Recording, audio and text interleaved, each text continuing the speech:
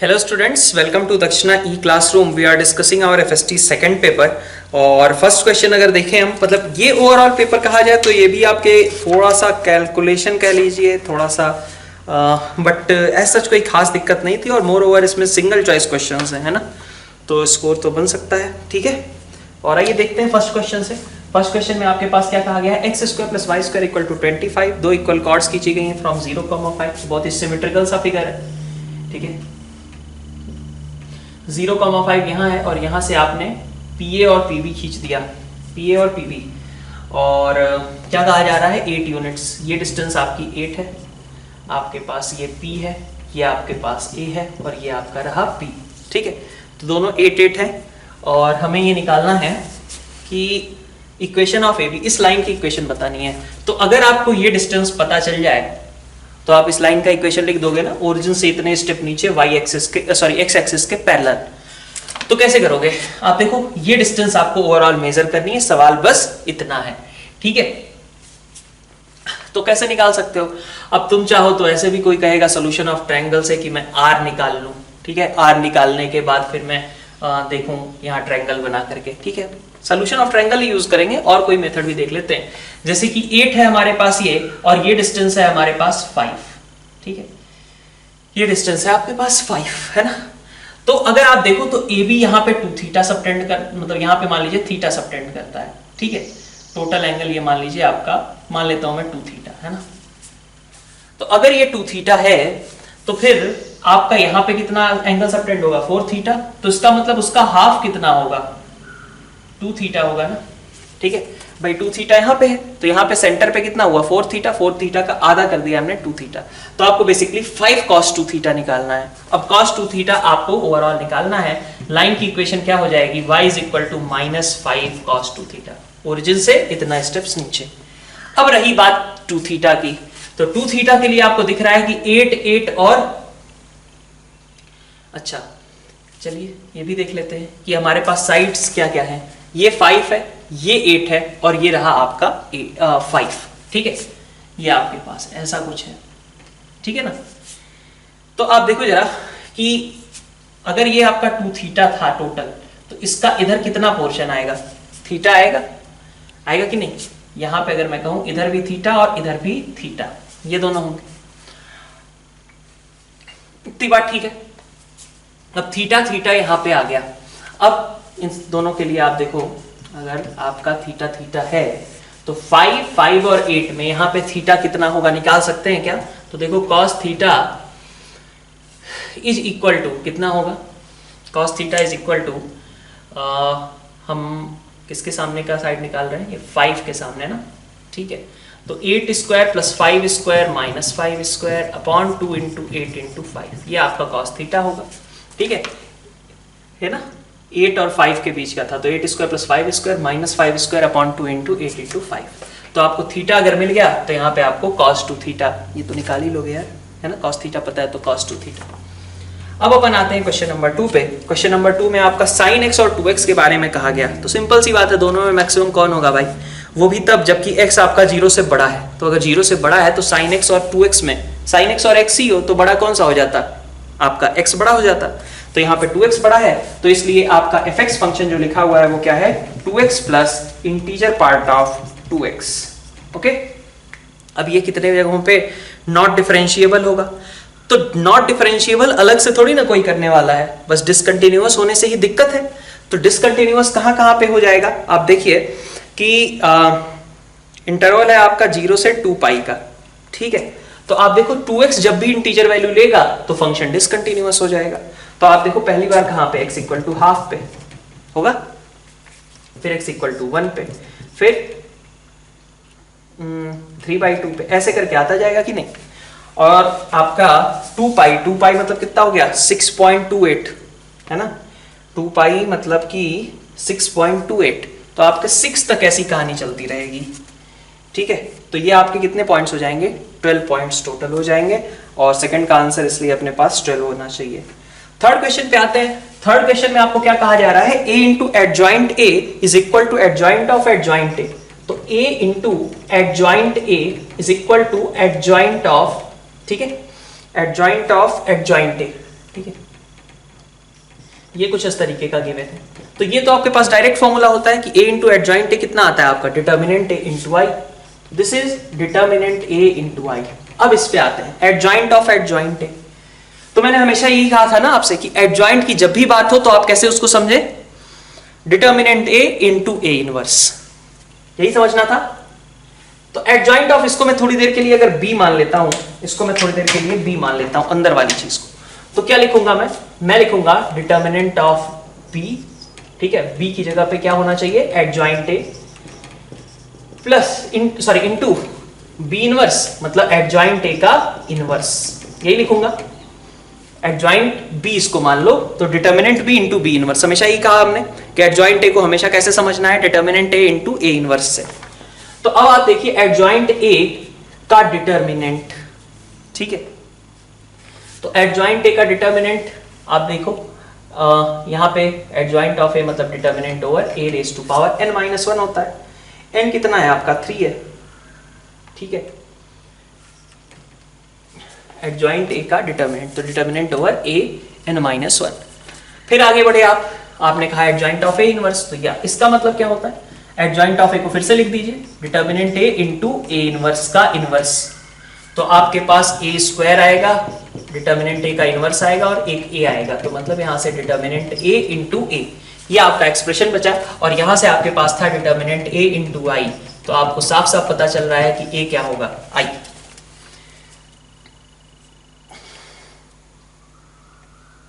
ठीक है, sorry, determinant a square a into I, oh sorry, ठीक है। तो a इक्वल टू आई एक सिचुएशन है, इसके अलावा भी हो सकता है ना ऐसा कि डिटर्मिनेंट a कॉमन ले लें, i minus a is equal to 0 यहां से, तो ये तो आपको ये दे देगा, लेकिन डिटर्मिनेंट a भी 0 हो सकता था, और वही केस आपको देखना है क्योंकि a आपका i के बराबर नहीं है, ठीक है। क्वेश्चन नंबर 4 पे आइए। क्वेश्चन नंबर 4 में आपसे क्या कहा गया है, A, B and 2009 form a geometric progression whose common ratio is an integer। बिल्कुल फंडामेंटल वाली सवाल, क्या कहा गया, b square is equal to 2009 into a, तो b आपका क्या होगा 7 अंडर रूट 41 है, लिख सकता हूं। अब ये 41 का तो फैक्टर होगा नहीं, तो a में तो पक्का भाई अंडर रूट से बाहर एक इंटीजर आना है, तो इसका मतलब 41 एक परफेक्ट स्क्वायर है, और वो हो कैसे सकता है जब a में कम से कम आपका एक 41 तो पक्का इन्वॉल्व रहे ही रहे। तो a आपका कैसा होना चाहिए, ये होना चाहिए आपका कुछ 41 के स्क्वायर टाइप का, क्योंकि एक 41 है और बाकी कोई परफेक्ट स्क्वायर है, तो अंडर रूट से बाहर आपका सिंपल सा एक्सप्रेशन, कोई सिंपल सा इंटीजर आ ही जाएगा। तो आपके पास a आपका 41 के स्क्वायर है, इस तरीके का आपको a मिलना चाहिए, ठीक है। अब अगर आप देखो, अगर आप यहां पे a की जगह 41 के स्क्वायर रखते हो, सपोज यहां पे आपने रख दिया, ठीक है, तो ये बनेगा क्या, b square is equal to 2009 into 41 के स्क्वायर, है ना। तो 49 मतलब 7 इंटू 41 के, मतलब ये आपका b जो है वो कैसा आ रहा है, इसका अंडर रूट लिया 287 के टाइप का, ठीक है।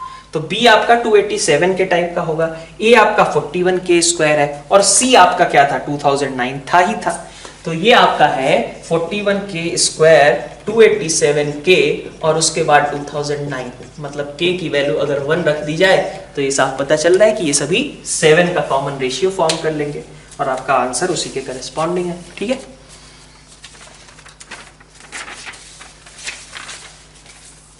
नेक्स्ट आप देखिए क्वेश्चन नंबर 5, आपसे कहा जा रहा है b square plus c square is equal to √3bc plus a square. तो क्वेश्चन नंबर 5 में b square plus c square √3bc, मतलब बिल्कुल श्योर शॉर्ट इंडिकेशन है कि आपको क्या यूज करना चाहिए, ये जो कर दिया b square plus c square minus a square upon 2bc, तो यहाँ पे आपके पास आ जाएगा √3/2। तो ये cos 30 है, सॉरी हाँ ये cos 30 और ये cos a है, मतलब a आपका कितना होगा 30 डिग्री आना चाहिए, ठीक है, ओके। तो a आपका 30 डिग्री है। अब हम आगे बढ़ते हैं, आगे हमें साइड्स में कुछ रेशियो है, तो आपको देखो a अगर 30 डिग्री है तो आप लिख सकते हो ना साइन रूल से, a upon sine 30 is equal to b upon sine b, आ गया कि नहीं, ठीक है। क्वेश्चन नंबर 5 के आगे बढ़ते हैं, क्वेश्चन नंबर 6 पे। क्वेश्चन नंबर 6 में आपसे कहा जा रहा है area of region bounded by this curve and x axis, ठीक है। तो between line x equal to 1 and x equal to m, ठीक है।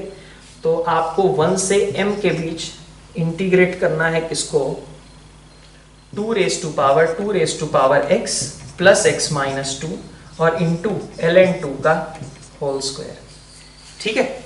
1 से लेकर के m तक इसको आपको इंटीग्रेट करना है और am प्लस 2 पे आपको कमेंट करना है, ठीक है। तो देखते हैं, अब इसके लिए देखिए सबसे पहले तो ln2 दिख रहा है, यहाँ 2 की पावर x भी दिख रहा है, तो अगर आप 2 रेज टू पावर, ये 2 रेज टू पावर x, ठीक है,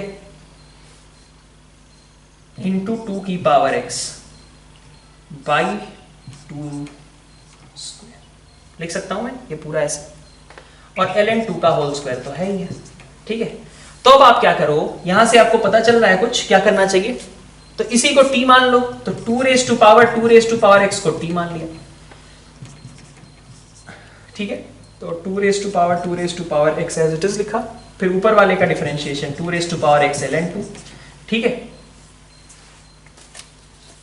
ना।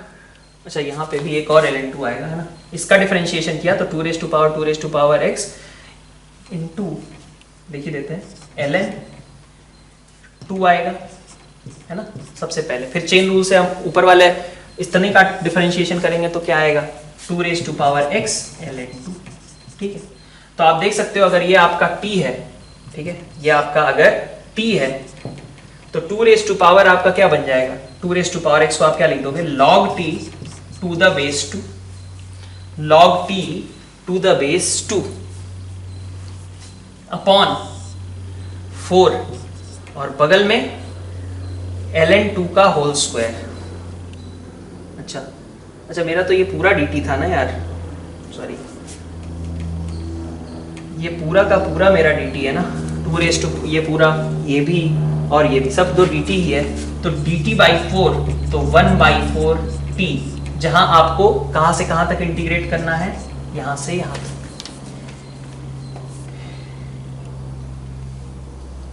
ठीक है। ये आपका एक्सप्रेशन बन रहा है 1 बाई 4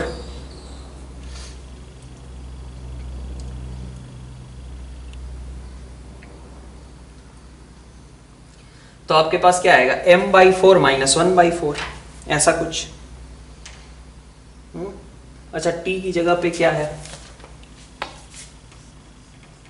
1 बाई 4 t पहले लिख तो लो, 1 by 4 2 raise to power x by 4, okay.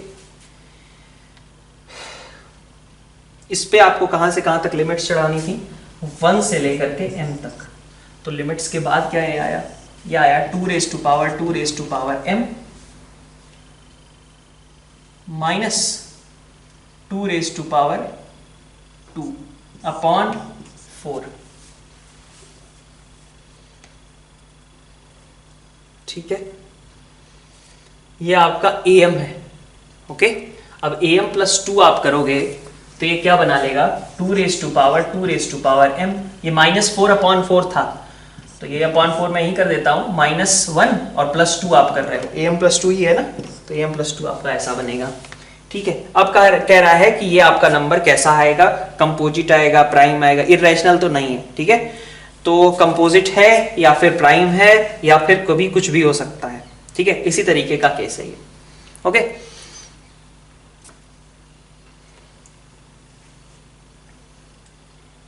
तो अपन कैसा ले सकते हैं,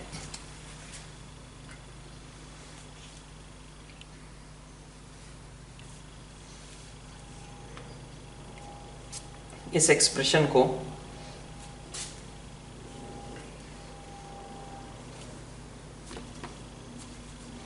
आप देखो यहाँ पे m की वैल्यूज वगैरह भी रख करके 2 की पावर 2 अपॉन 4, है ना, आप m की वैल्यू रखते हो, मान लो m कैसा रखना है, कोई भी नेचुरल नंबर 2 से बड़ा, तो 2 से बड़ा मान लो 3 रख दिया मैंने, तो ये 4 से तो डिविजिबल होगा ही, ये वाला नंबर आपका इतना, ये तो आपका 4 से डिविजिबल होगा ही, 2 स्क्वायर से बड़ा ही तो चाहिए, और ऑफ कोर्स ऑब्वियसली जो ऊपर पावर बनेगी 2 स्क्वायर से बड़ी होगी, तो सिंपल सी बात है ये आपका कंपोजिट नंबर बनेगा ही बनेगा, ठीक है। तो ये हमारे आसान सवाल थे, इनमें अगर देखा जाए तो अच्छे सवालों के नाम पे पता नहीं, कोई यहाँ पे अगर अटक गया हो तो उसकी गलती है, बाकी थोड़ा बहुत इसको कह सकते हैं, और तो कुछ खास नहीं दिख रहा अभी तक। नेक्स्ट देखिए, आगे बढ़ते हैं अपन क्वेश्चन नंबर 7 पे। क्वेश्चन नंबर 7 में आपसे क्या कहा जा रहा है? क्वेश्चन नंबर 7 में 4 डिजिट नंबर्स हैं ABCD, और A greater than B, A greater than C, C greater than D, ये सारी सिचुएशंस आपको चाहिए। तो क्या क्या बन सकती हैं इनइक्वालिटीज, पहले तो ये सोच लें ABCD में इनइक्वालिटी का क्या ऑर्डर हो सकता है। अच्छा ये कहीं नहीं है, ध्यान दीजिएगा कि A और B बराबर नहीं हो सकते, हो सकते हैं मतलब इसमें तो दे रखा है, जैसे किसकी बात कर लूँ मैं, B और C बराबर हो सकते हैं, ठीक है। ऐसा नहीं है कि हम रिपीटिशन नहीं कर सकते टर्म्स का, ठीक है। तो आप देखिए कि क्या क्या सिचुएशन हो सकती है, ठीक है। तो A ग्रेटर देन B और B ग्रेटर देन C हो जाए, C ग्रेटर देन D हो जाए, एक सिचुएशन ये है, या फिर ACBD हो जाए तब भी चल जाएगा, फिर ऐसे ही आपका ACDB हो जाए तब भी चल जाएगा आपका, ठीक है। अब इक्वालिटी वाले पे आते हैं, हो सकता है कई लोग इसको मिस कर रहे हो, तो A greater than B equal to C कर लीजिए, ठीक है, चलेगा। फिर इसी तरीके से आप A greater than C equal to B, नहीं, A ग्रेटर देन C, ये तो बात बराबर ही हो जाएगी, इक्वल टू D, ऐसा ले लीजिए, ठीक है। अब ये हमारे पास ये 5 केसेस बन रहे हैं। अब इनमें देखिए ये एक तरीके के हैं, इनके लिए आप ABCD सभी डिस्टिंक्ट रखोगे। तो आप मान लो इस तरीके का केस लेते हो, तो 9 में से 4 चीजों को आपने रख लिया, ठीक है, 4 चीजें सेलेक्ट होके आ गई भाई, मान लो 1 3 5 7 सेलेक्ट हो गया। तो अब उनको यहां पे रखने का तो एक ही तरीका है ना, सबसे बड़े वाले को A, उससे छोटे वाले को B, उससे छोटे वाले को C, उससे छोटे वाले को D। तो 9C4 इसके लिए, सेम इसके लिए, सेम इसके लिए, तो टोटल हो गए आपके पास 9C4 इंटू 3। अब आते हैं इस पे, ठीक है, 0 तो नहीं था, ओके, ठीक है।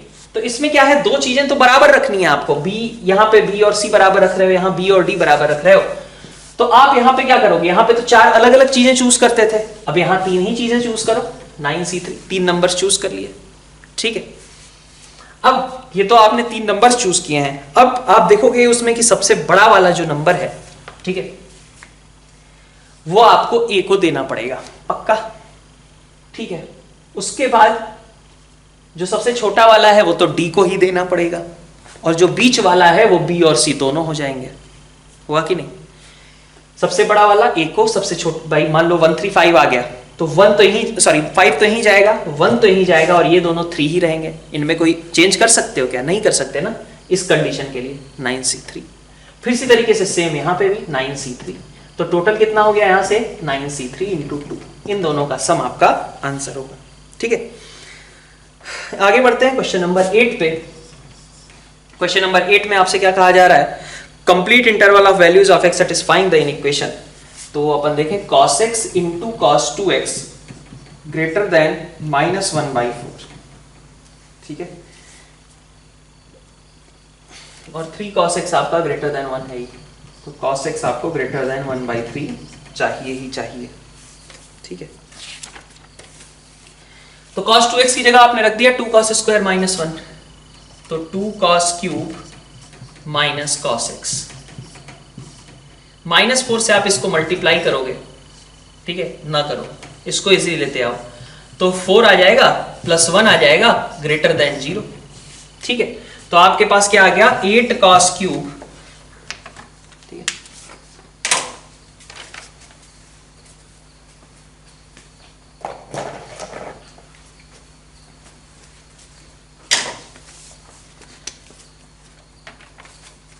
तो यहां से देखिए 8 cos क्यूब, ठीक है, -4 cos x plus 1 greater than 0, है ना, ये एक्सप्रेशन आपका बन रहा है,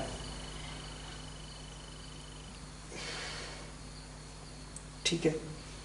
देखते हैं अब इसी में देखो, पहले तो इसके फैक्टर्स करने पड़ेंगे। किसके फैक्टर्स? तो इनइक्वालिटी है, सिंपल पॉलिनोमियल के तरीके से होगा काम, ठीक है। तो इसके फैक्टर्स देखोगे क्या आ रहे हैं, अब हाफ आ रहा है, ठीक है, हाफ, तो एक फैक्टर इसका हो गया t माइनस हाफ, और इसका साथ में एक दूसरा जो टर्म निकल करके आ रहा है that is 8t square plus 4t minus 2, यह आपका ग्रेटर देन 0 होना चाहिए, ठीक है, ये प्रोडक्ट। तो t की यहां से कंडीशन निकल सकती है कि t कैसा है आपका, यहां से भी आप निकाल लेना, ठीक है। इसका वैसे कितना आ रहा है -4 plus minus under root b square मतलब 16 और 4ac, तो 2 इंटू 8 कितना होता है 16 होता है, 16 इंटू 4 64, तो 16 प्लस 64 और अपॉन 16, तो -4 plus minus under root 80 upon 16 मतलब कितना -4 plus minus under root 80 upon 16। Okay, तो यहां से जो भी वैल्यू आएगी भाई, ठीक है, वो देखो 1/3 से तो छोटी ही रहेगी, तो इससे किसी काम का तो है नहीं। तो अपन कह सकते हैं कि t आपका कैसा होना चाहिए, हाफ से छोटा होना चाहिए, होगा, सॉरी t आपका हाफ से हाँ छोटा होना चाहिए, यही आएगा ना इनइक्वालिटी। अगर इसका बना करके देखो और t ग्रेटर देन 1/3 पहले से, तो आपके पास आएगा t आपका 1/3 से बड़ा और 1/2 से छोटा। नहीं, यहां पे एक बार बना के देखें कितना बन रहा है। ये आपकी क्वांटिटी जो है -4 प्लस 9 अपॉन 16, तो 5/16, तो 5/16 मान लीजिए मार्क किया, और एक तो निगेटिव ही है, खैर उससे तो कोई दिक्कत ही नहीं, और हाफ जो है इधर आएगा तो पॉजिटिव है, ठीक है, नेगेटिव पॉजिटिव नेगेटिव, तो मतलब ये हमें हाफ से बड़ी चाहिए, t आपको हाफ से बड़ी चाहिए और यहाँ t आपको 1/3 से बड़ी चाहिए, तो दोनों का इंटरसेक्शन, एक हाफ कहता है एक कहता है 1/3 से बड़ा, तो दोनों का intersection t greater than half, ठीक है। तो cos x जहां पे भी हाफ से बड़ा हो वो आप आंसर लिख सकते हैं। क्वेश्चन नंबर 9 देखिए, क्वेश्चन नंबर 9 में क्या तकलीफ है, xy इज इक्वल टू -16 और x square minus y square is equal to something. बहुत आसान सा सवाल है, एक आपका ये है इस तरीके का हाइपरबोला और दूसरा आपका ये वाला है। अगर ध्यान हो तो एंगल ऑफ इंटरसेक्शन में भी आपने दिखाया था इस चीज को कि ये दोनों आपस में ऑर्थोगोनल कर्व्स होते हैं। तो अगर आप dy/dx से भी करो ऑर्थोगोनैलिटी निकाल करके, तो ऑर्थोगोनैलिटी से भी ये प्रूव हो जाएगा कि ये दोनों कैसे आ रहे हैं, आपके 90 डिग्री पे आ रहे हैं। तो आपके पास देखो x square minus y square is equal to 6 है, इसका मैं dy/dx बोलूं, ठीक है, तो 2y dy/dx is equal to 2x upon 2y, तो ये आपका आ जाएगा जो भी पॉइंट ऑफ इंटरसेक्शन होगा उस पे x1/y1, और वहीं xy वाले का कितना आएगा, तो xy is equal to c है, तो आपको मिलेगा dy/dx is equal to -y1/x1, ठीक है। तो आपको साफ साफ पता चल रहा है कि पॉइंट ऑफ इंटरसेक्शन पे दोनों जो प्रोडक्ट्स हैं वो एक दूसरे के रेसिप्रोकल है, मतलब कर्व्स कैसे थे, ऑर्थोगोनल थे, ठीक है। क्वेश्चन नंबर 10 देखिए, मैं ये जितना एंगल होता है टेंजेंट्स के बीच उतना ही एंगल होता है ऑफ इंटरसेक्शन, तो एंगल ऑफ इंटरसेक्शन 90 डिग्री हो जाएगा इस क्वेश्चन में। अब आते हैं क्वेश्चन नंबर 10 पे। क्वेश्चन नंबर 10 में हमें मैक्सिमम वैल्यू निकालनी है, ठीक है, और शायद ये अगर देखा जाए तो हाँ ये कुछ उन क्वेश्चंस में से है जो हमारे लिए टफ थे, ठीक है। तो z⁴ plus Z cube -2z² i plus z plus 1, ठीक है, 1 ही है, ओके। तो चालू होते हैं अपन, मॉड ऑफ z, ठीक है। अब इसमें आप x प्लस आयोटा y रखने की सोचो तो पागल हो जाएंगे डायरेक्टली, तो पहले थोड़ा सा सिंप्लीफाई करो, z² को बाहर निकाल लिया मैंने, ठीक है, तो बाकी बचेगा क्या, z² plus z minus 2 iota plus 1/z plus 1/z², होगा कि नहीं। अब आप देखो मॉड ऑफ z², यहाँ पे z² और 1/z² को एक साथ ले लिया, है ना, z और 1/z को एक साथ ले लिया, -2 आयोटा को एक रखा, ठीक है, ऐसा है।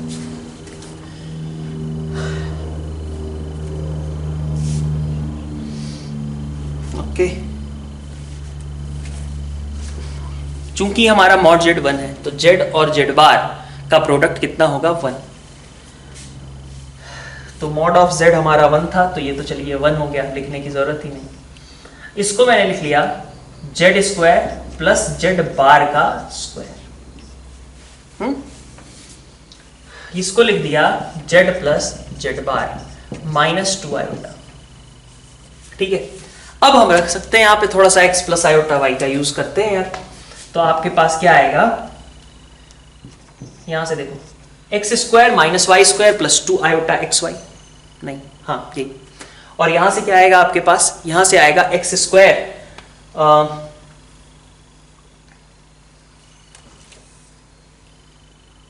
एक्स प्लस आयोटा वाई का होल स्क्वायर, यहां से एक्स माइनस आयोटा वाई का होल स्क्वायर, तो आपके पास क्या होगा, 2 आयोटा एक्स वाई की टर्म्स कट जाएंगे और 2 टाइम्स आ जाएगा x square minus y square, okay, plus यहां से देखिए 2x आएगा माइनस 2 आयोटा आएगा, ठीक है, तो 2 तो चलिए बाहर आ गया, कोई दिक्कत नहीं, बाकी बचा real term x square plus x minus y square minus iota, तो इसका होल स्क्वायर प्लस 1, यही होगा। तो आपको निकालना क्या है, आपको मैक्सिमाइज करना था ना मैक्सिमम वैल्यू, तो मैक्सिमाइज किसको करना पड़ेगा, मैक्सिमाइज करना पड़ेगा आपको x square minus y square plus x के होल स्क्वायर प्लस 1 को, इसको आपको मैक्सिमाइज करना है और इसको आपको 2 से मल्टीप्लाई करना है, ठीक है। कैसे करें, तो आपके पास क्या तरीके हो सकते हैं, आसान तरीका ही दिख रहा है, अगर मैं x को cos थीटा और y को sin थीटा ले लेता हूँ, ले सकता हूँ, कोई दिक्कत नहीं। तो x को अगर मैंने cos थीटा ले लिया, y को मैंने sin थीटा ले लिया, क्योंकि मॉड z आपका 1 था, ठीक है, तो आपके पास ये टर्म क्या बन जाएगी, cos 2 theta plus cos theta का होल स्क्वायर प्लस 1, ठीक है, इसको मैक्सिमाइज तो कर सकते हो भाई, इंटू 2, कैसे करोगे इसको मैक्सिमाइज, अंडर रूट से भूल जाओ, 1 को भूल जाओ, इसको मैक्सिमाइज करने पे ध्यान दो, cos 2 theta plus cos theta, मतलब cos 2 थीटा क्या होगा आपका 2 cos square theta minus 1 plus cos theta, तो एक क्वाड्रेटिक को मैक्सिमाइज करना है, मतलब क्वाड्रेटिक का स्क्वायर है, इसको मैक्सिमाइज करना है, ठीक है, तो इसको क्वाड्रेटिक में बदला cos 2 theta plus cos theta को, और फिर हमने उसको मैक्सिमाइज कर लिया, और वो भी सीधा सीधा समझ सकते हैं, जब थीटा आपका 0 होगा तभी ये वैल्यू अपनी मैक्सिमम को अचीव करेगी, ठीक है। क्वेश्चन नंबर 11-12 के लिए जो कॉम्प्रिहेंशन दे रखा है इसको देखते हैं, x cube plus x square minus 2a plus 1 into x plus 2, ठीक है, तो number of values of a for which Rolle's theorem can be applied, continuous है, डिफरेंशिएबल है, चाहिए क्या f0 इक्वल टू f1, है ना, रोज थ्योरम की तीसरी वाली लास्ट वाली कंडीशन, तो आपको बस f0 और f1 बराबर चाहिए, f0 आपका कितना आएगा 2 आएगा, f1 कितना आएगा, f1 कितना होगा a plus 1 minus 2a plus 1 plus 2, यहां से आपको a की वैल्यू मिल गई, इससे आसान सवाल दुनिया में कहीं हो सकता ही नहीं, ठीक है। अपन आते हैं क्वेश्चन नंबर 12 पे, ठीक है, अब ये थोड़ा मुश्किल कर दिया इन्होंने,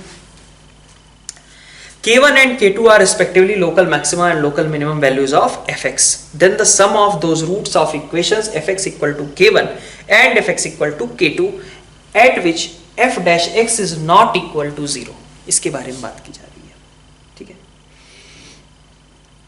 समझ में आ रही बात, तो समझते हैं इसको। अगर आपके पास एक क्यूबिक है ना, local maximum and local minimum values, अगर आप मान लो एक क्यूबिक की बात करते हो, ये आपका मान लो सपोज क्यूबिक है, ठीक है, पहले तो सवाल समझो, सवाल में क्या कहा जा रहा है कि ये आपका एक क्यूबिक है, इस क्यूबिक को कोई लाइन इंटरसेक्ट करती है, अच्छा मैक्सिमा और मिनिमा करस्पॉन्डिंग ही बात की जा रही है, तो अपन वहीं पे रहते हैं, फालतू में भटकेंगे नहीं, ठीक है, तो आप मैक्सिमा करस्पॉन्डिंग सोचो, ये मार दिया आपने लाइन, और ये लाइन ने 2 पॉइंट पे यहां टच किया और एक यहां पे आया, इसको 2 बोलेंगे ना क्योंकि यहां टच कर रहा है, तो 2 पॉइंट ऑफ इंटरसेक्शन आएंगे, लेकिन यहां पे f डैश x आपका क्या होगा 0 के बराबर होगा कि नहीं भाई, यहां पे रिपीटेड रूट मिलेंगे और यहां पे आपको मिलेगा एक सिंगल रूट, तो जहां रिपीटेड रूट मिलेगा वहां पे fx और f डैश दोनों ही क्या होंगे 0 होंगे, तो इसकी बात नहीं करनी है अपने को इसकी बात करनी है ना, और इसकी बात अगर आप करोगे तो मान लिया इसको मैंने कि इसका x equal to alpha dash है, ठीक है, फिर ऐसे ही मिनिमा करस्पॉन्डिंग आपको ये fx equal to k1 maxima और fx इक्वल टू k2, ये आपका fx था इक्वल टू k1 वाली लाइन ने इंटरसेक्ट किया, ये वाला पॉइंट आपको नहीं याद रखना था, ये वाला पॉइंट आपके काम का है, इसको भी बोल दिया मैंने x इक्वल टू अल्फा। यहां पे K2 जब हमने बनाया तो K2 बनाने में आपको क्या मिलेगा कि यहां पे आपके पास एक और होगा x इक्वल टू बीटा, लेकिन ये आपको नहीं चाहिए क्योंकि ये फिर से वही टचिंग वाली सिचुएशन है। तो हमें तो यहां चाहिए x equal to beta dash. ठीक है, तो अल्फा डैश बीटा, अल्फा और बीटा डैश, इनकी आपको डिस्कशन करनी है ना। तो आप देखिए सबसे पहले तो आपके पास इक्वेशन क्या है, आपके पास इक्वेशन है ax cube plus x square minus 2a plus 1 into x.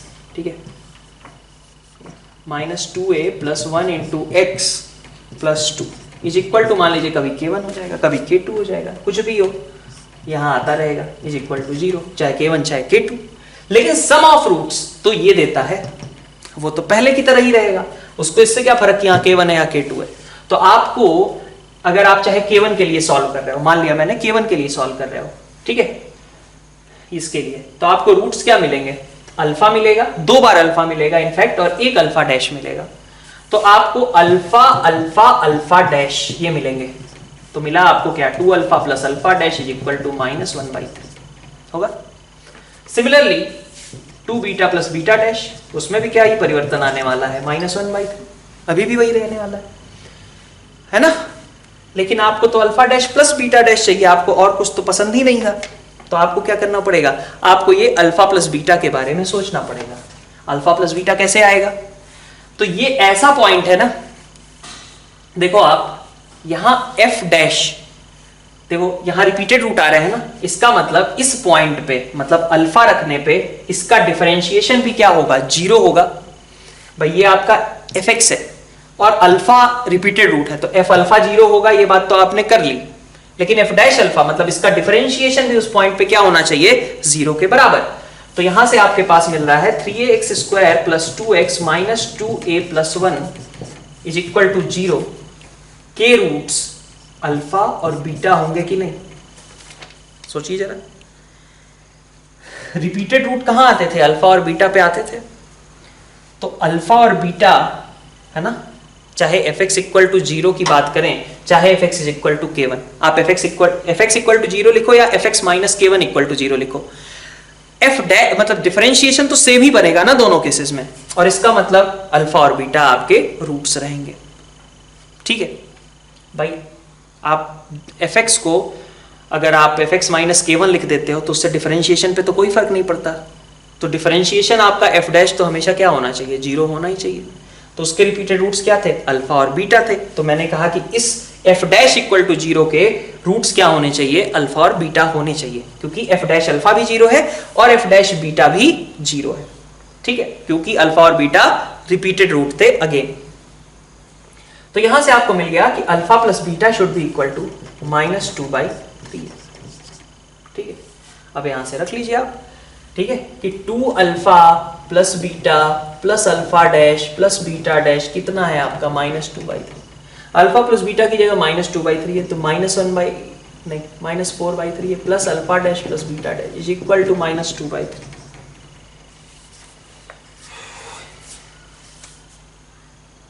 अरे अल्फा प्लस अल्फा डैश मैंने ये दे रखा है,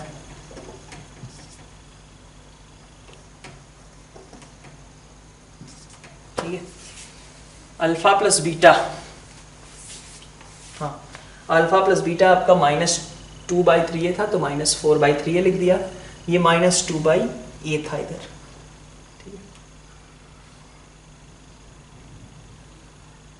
है, -2/a, ठीक है।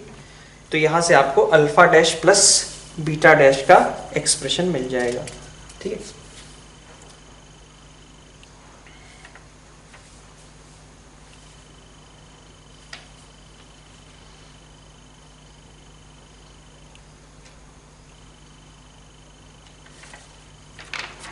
चलिए आगे बढ़ते हैं, सही आ रहा है, ठीक है। क्वेश्चन नंबर 13 पे देखिए। क्वेश्चन नंबर 13 में आपके पास क्या है, आपके पास 2 प्लेन्स हैं और दोनों प्लेन्स परपेंडिकुलर हैं। परपेंडिकुलर हैं तो इसका मतलब नॉर्मल्स आपस में परपेंडिकुलर होंगे, और इसका मतलब क्या होगा कि 5 into n cube minus 75m plus आपका 4n नहीं माइनस क्यूब आपका 0 होना चाहिए, मतलब n cube is equal to 75m। अभी थोड़ी देर पहले जो ऐसा हमने सवाल किया था 2009 वाला, वैसा ही ये फिर से आ गया।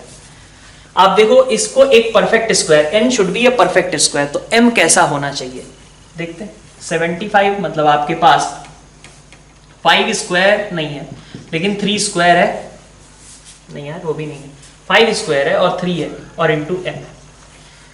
अगर मुझे इसको एक परफेक्ट क्यूबिक बनाना है तो मेरे लिए चाहिए क्या कि इस m में कम से कम एक 5 हो और 2 3 हो। मतलब अगर इस m में एक 5 होगा तो 5 क्यूब बन जाएगा, 3 स्क्वायर होगा तो 3 क्यूब बन जाएगा, तो m आपका 5 इंटू 3 स्क्वायर हो जाए।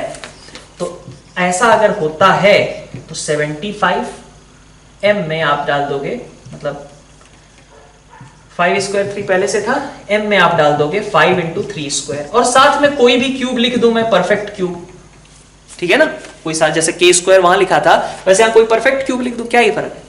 तो आपको यहां से मिलेगा कि n होना चाहिए आपका 5 इंटू 3 k टाइप का, मतलब n should be of type 15k। Okay, तो n अगर 15k टाइप का है, ठीक है, तो यहां से अगर इसको हम फिर से रख दें तो 15k का whole cube is equal to 75m, तो m आपको मिल जाएगा 45k स्क्वायर। तो m प्लस n आपको निकालना था, तो मिनिमम कब होगा, जबकि k आपका 1 हो, ठीक है, ठीक है, कि आप -1 तो नहीं रखने लोगे ना।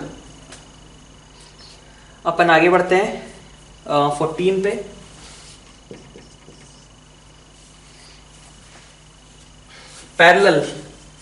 पैरेलल की बात की गई है, ठीक है, तो पैरेलल के लिए क्या होना पड़ेगा भाई, 5/n³, ठीक है। अच्छा आइडेंटिकल तो नहीं है ना, पक्का नहीं है, चेक कर सकते हो क्या, तो आप 2 से मल्टीप्लाई करके कोफिशिएंट्स इक्वेट कर दो, भाई 2 से फर्स्ट इक्वेशन को मल्टीप्लाई कर दो और दोनों को इक्वेट कर दो, ठीक है। तो देखो क्या दोनों कोफिशिएंट सेम आ सकते हैं क्या किसी एनएम के लिए, मतलब चलिए एक 1 बाय 1 देखते हैं अपन। 14th में ए पैरेलल की बात की गई, मतलब 5/n³ is equal to -3/25m is equal to -4n³/1, ठीक है, -4n³/1 है ना, तो -4n⁴n आपको देखो कैसा मिल रहा है, जरा देखो, ये तो बिल्कुल ठीक नहीं लग रहा, ठीक है। तो 5/n³ is equal to -4n³/1 नहीं अच्छा है, मतलब n आपका कोई इसमें तो अजीब सा आने लगेगा, तो ऐसा n रखेंगे नहीं अपन, ठीक है। आइडेंटिकल में भी यहीं से प्रॉब्लम हो जाएगी, ठीक। अब अपन आते हैं intersect at a point on z axis for some value. तो आप देखो z एक्सिस पे आपका x और y 0 होंगे, तो जब x और y 0 होंगे तो आपके पास पहले वाले से क्या आएगा, z is equal to -1/4n³, ये आएगा, है कि नहीं। कब आ रहा है, जब आप x y को 0 रख रहे हो ऑन z एक्सिस, और इधर देखिए आप x y को आपने 0 रखा तो z आपने कितना पा लिया, 2, तो -1/4n³ इज इक्वल टू 2। यहां से भी n आपका आ रहा है तो -1/2, तो इसका मतलब वो भी नहीं रख सकते क्योंकि n तो नेचुरल नंबर होना चाहिए था, ठीक है। तो ये आपका स्टेटमेंट इनकरेक्ट हो जाएगा, ठीक है।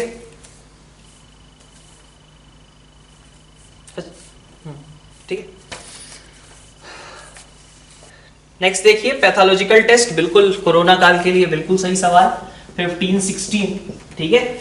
आप देखो क्या कहा जा रहा है, certain disease gives positive test with probability 0.95 and non sufferer को ये फॉल्स पॉजिटिव दे सकता है 0.10, ठीक है, ओके। तो out of total population 0.5% are sufferers, मतलब कितना हो गया 0.5/100, मतलब 1/200, ठीक है, ये सफरर्स हैं, ठीक है। तो बाकी लोग हेल्दी हैं, ठीक है। अब हमसे कहा जा रहा है कि a person is randomly selected from this population and test is applied on him. What is the probability that test result is positive? तो पहला तो ये है कि 1/200 वाले में से उठाया और हमने सही टेस्ट दिया, ठीक है। तो सही टेस्ट के लिए पॉसिबिलिटी कितनी है, पॉजिटिव के लिए 0.95, मतलब 19/20 प्लस, और कैसे हो सकता है, तो हमने अच्छे खासे लोगों को उठा लिया, ठीक है, जो हेल्दी थे, और इनमें गड़बड़ होने के चांसेस, मतलब फॉल्स पॉजिटिव आने के चांसेस क्या थे, 0.10, तो तो 0.10 का मतलब कितना हो गया, 1/10,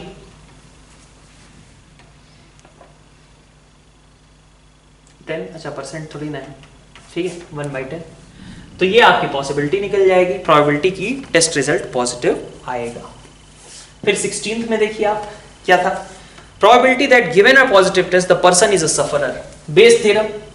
यही आपका नीचे होना चाहिए कि पॉजिटिव आ चुका है, ठीक है, पॉजिटिव आ चुका है और हम चाहते हैं कि वो सही में सफरर हो, तो ये वाला पोर्शन आपके काम का है, इसको ऊपर डाल दिया, 1/200 इंटू 19/20। ये सवाल हो गया आपका 15-16 का, बिल्कुल आसान सवाल,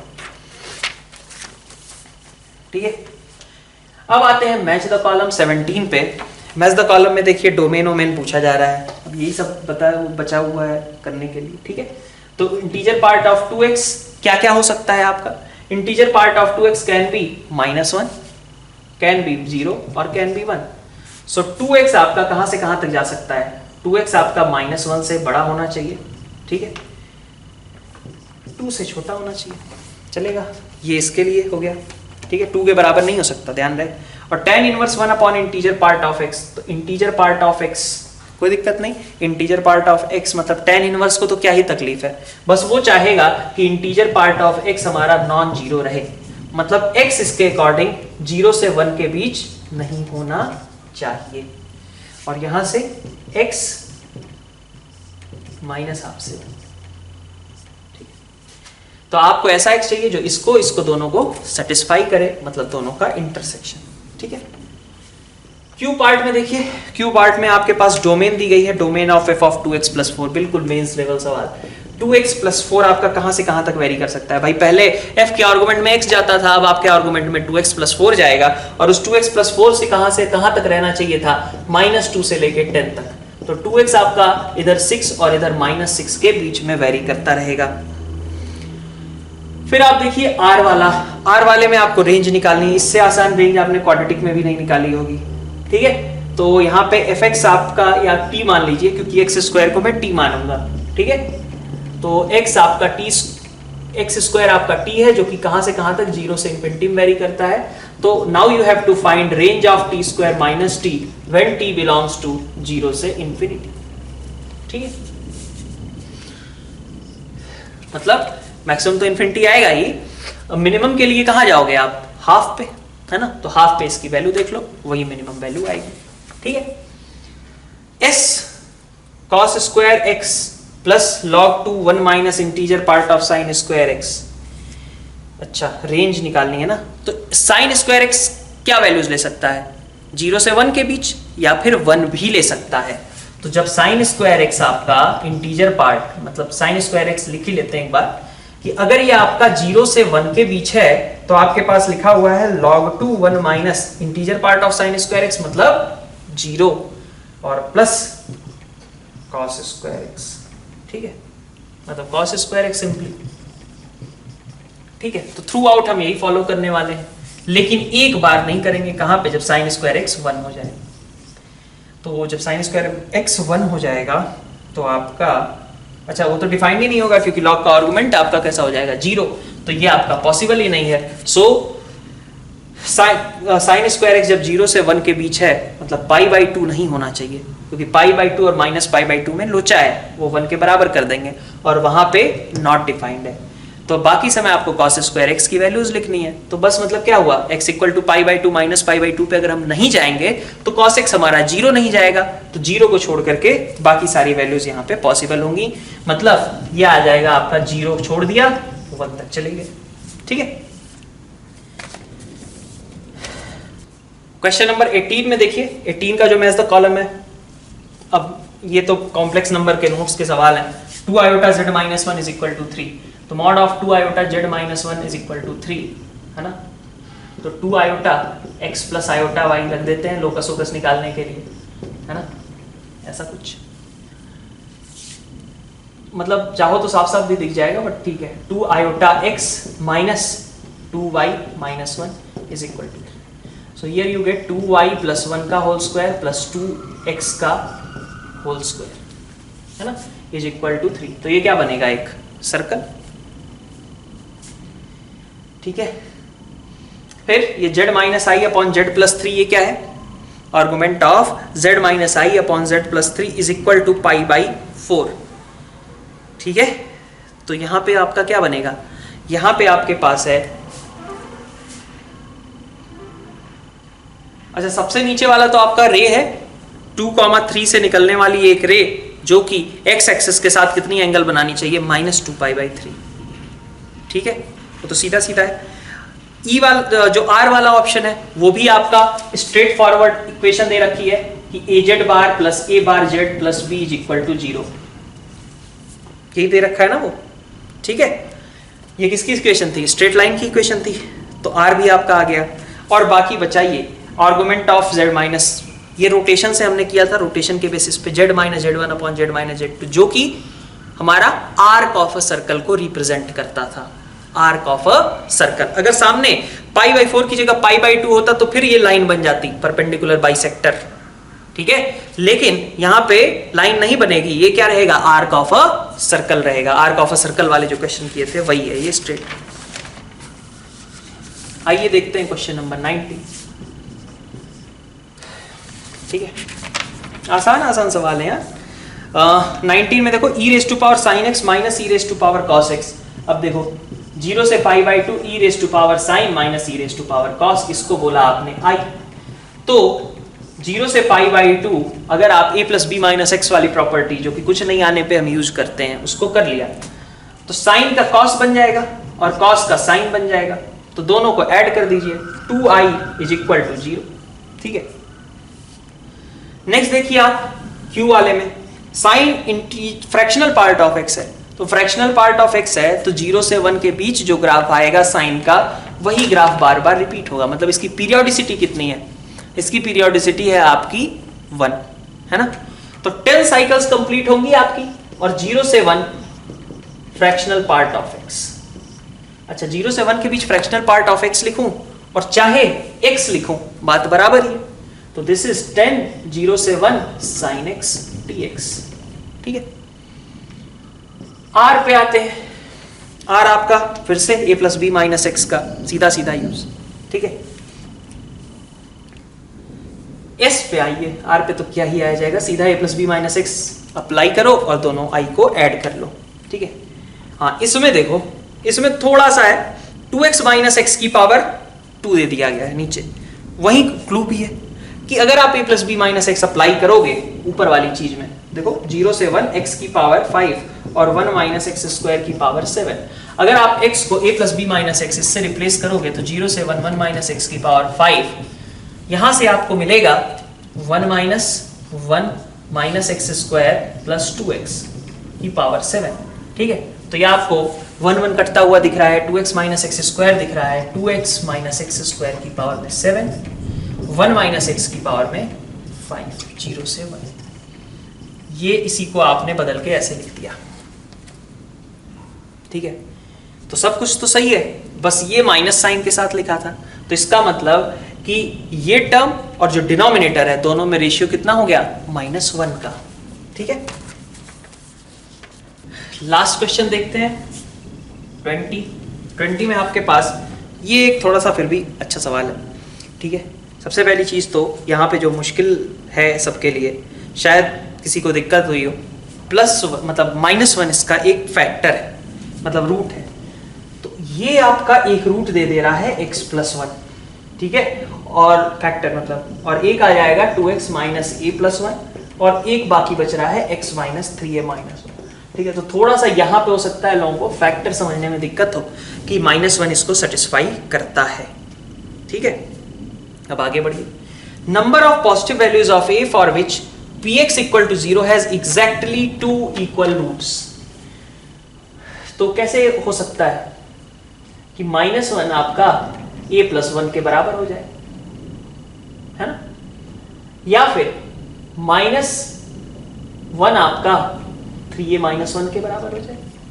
ठीक, या फिर a प्लस 1 बाई, अच्छा रूट बाई 2 है ना, हाँ इसका फैक्टर तो a प्लस 1 बाई 2 होगा रूट।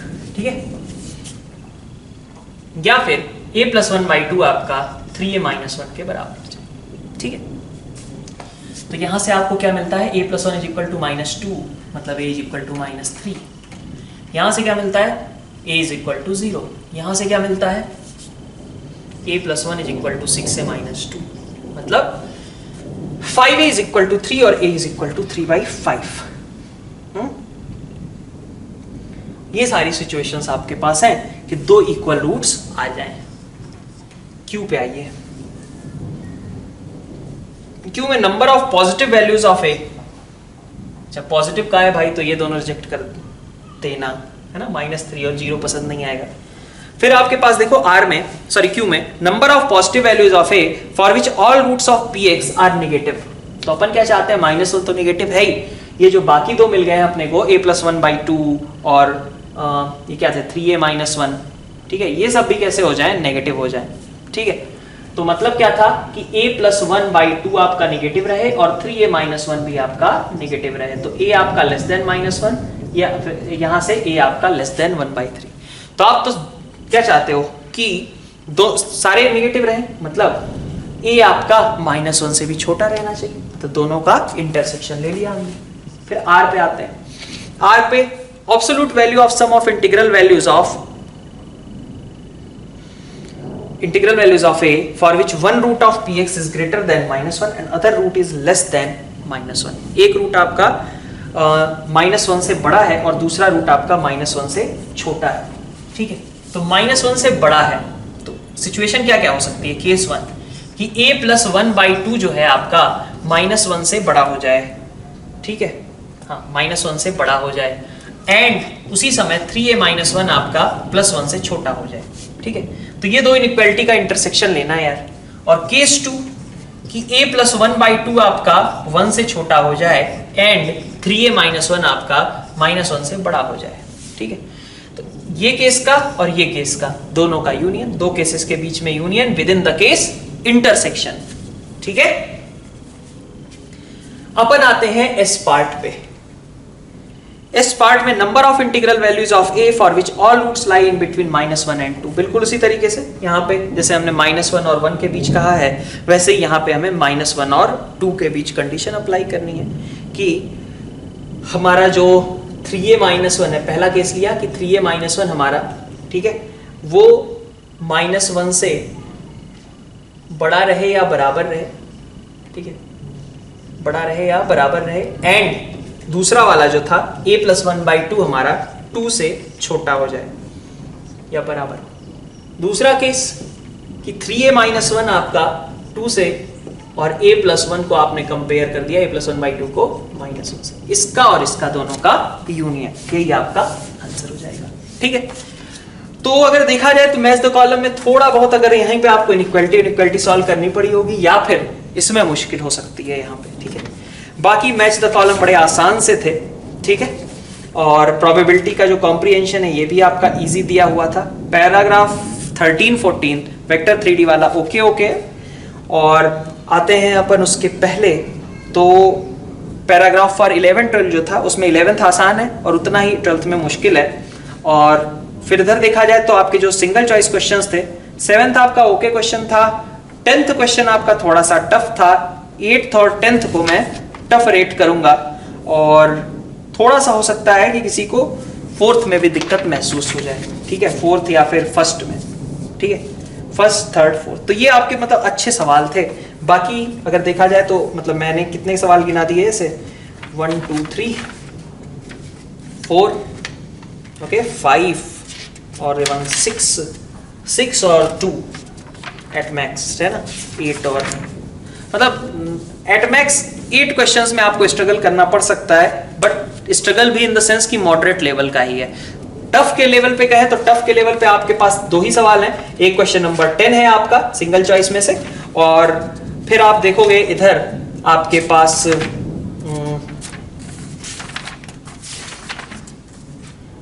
हाँ 12th क्वेश्चन, बस यही आपके टफ सवाल थे। ठीक है, तो ओवरऑल पेपर फिर से हमारा बिल्कुल एडवांस के तरीके का ही मॉडरेट लेवल का पेपर था। ठीक है, कोई पेपर इजी कोई पेपर टफ तो होता रहता है। ठीक है, तो कुछ उसी तरीके का पेपर हमारा ये भी दिया गया था। तो ठीक है, इसके साथ हम FST का डिस्कशन एंड करते हैं। Thank you all.